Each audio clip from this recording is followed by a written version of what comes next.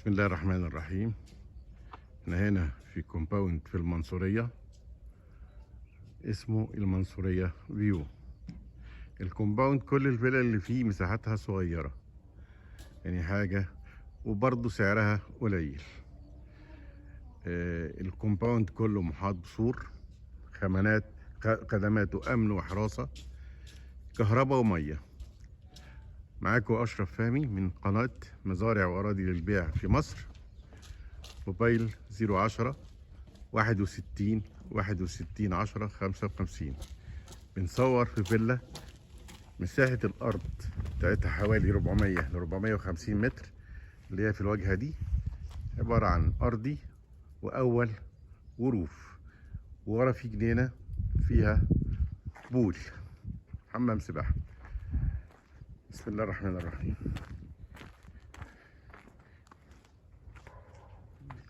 ادي مدخل الفيلا اهو،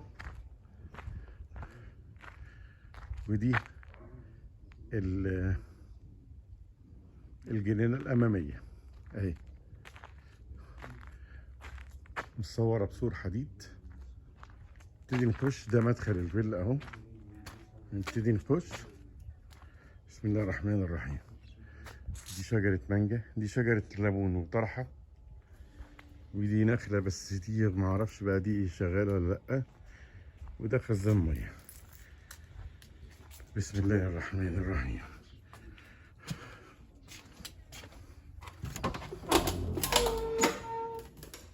بسم الله الهادي.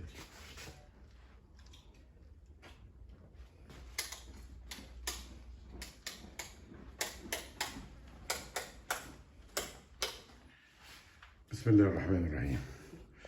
ده الريسبشن بتاع الفيلا.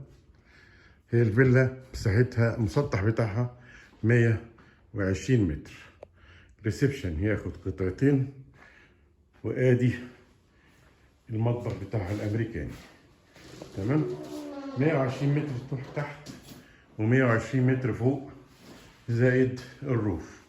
ده المخرج على الجنينة الخلفية.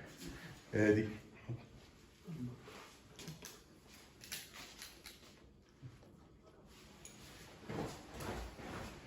المطبخ كامل اهو، مطبخ امريكي.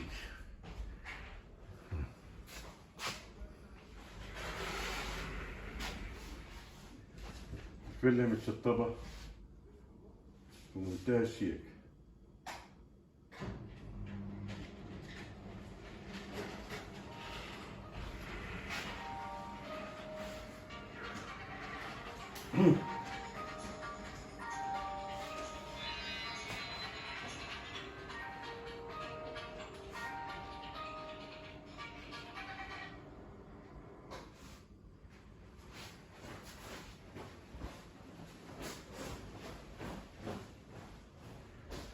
ده السلم بيطلعنا على الدور الفوقاني.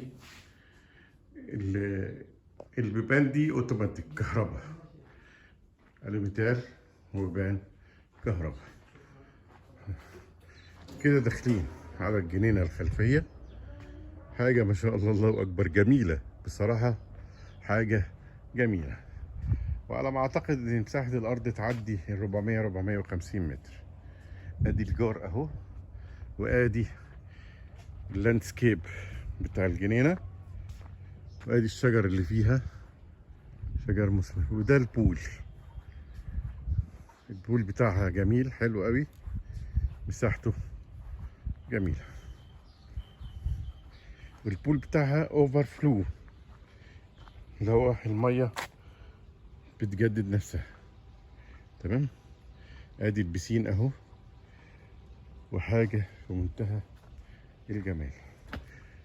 هنا في قعدات اهي، معمولة على نظام مصاطب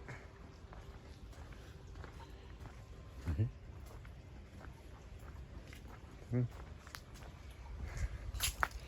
ودي مواتير البول.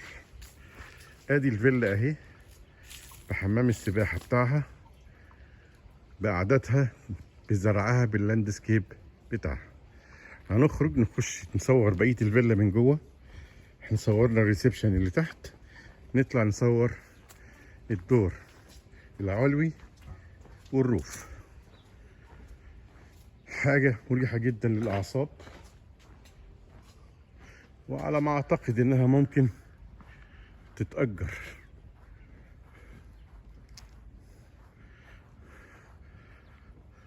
فيلا المنصورية معروفة، منطقة المنصورية معروفة، الناس المقيمة هنا ناس محترمين جدا، فيهم اللواءات والمستشارين والناس اللي عايشين بره.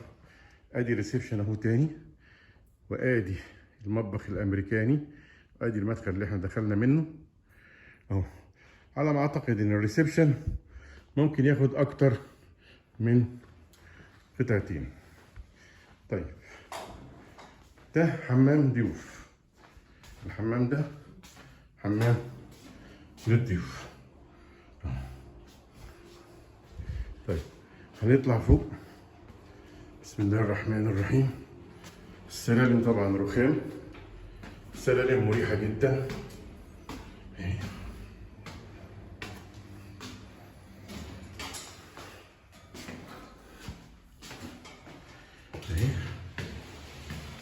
ادي الدور العلوي، ده كنبة زي الليفينج كده، وادي مدخل الفيلا اهو اللي احنا داخلين منه، وادي سور الكومباوند.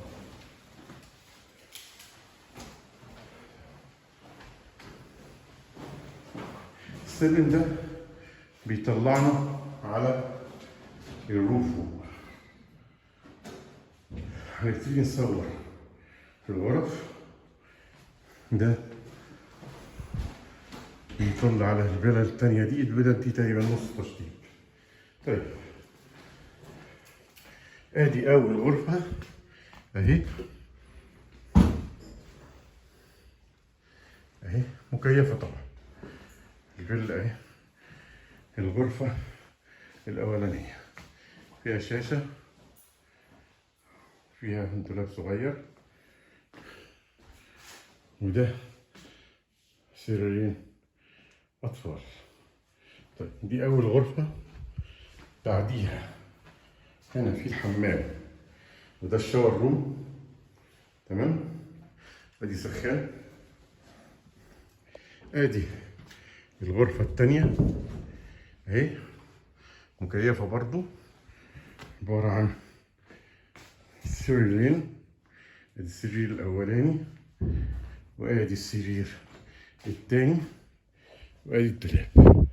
وده الشباك ده بيطل على الكومباوند من تحت اهي.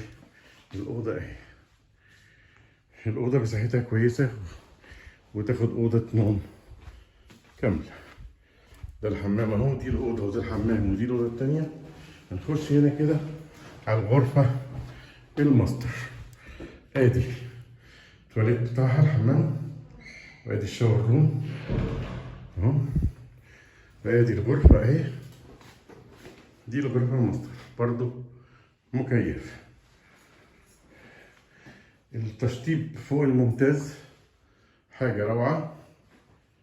وإن شاء الله السعر برضه يبقى كويس ويناسبكم. بنحاول نجيب لكم العروض اللي تنفع معاكم واللي تناسبكم، وفي نفس الوقت تكون حاجة شيك تليق بمقامكم.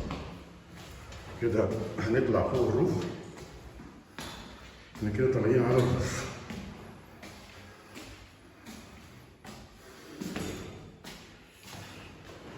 طيب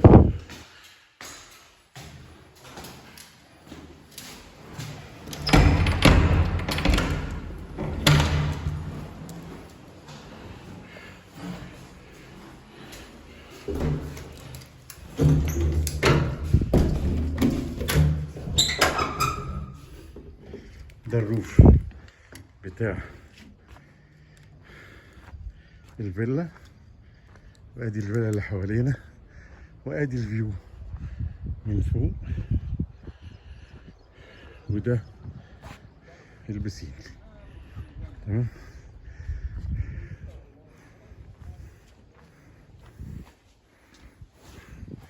طيب ده ممكن يتعمل فيه شواية، ممكن يتعمل فيه قعدة، في الصيف هيبقى القعدة فيه ممتازة. ودي الغرفة اللي موجودة في الروف، حاجة ما شاء الله الله أكبر، حاجة جميلة مكيفة برضه، اهي غرفة كاملة.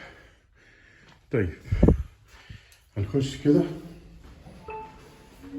ده الحمام برضه الغرف كده. احنا صورنا الفيلا بالكامل.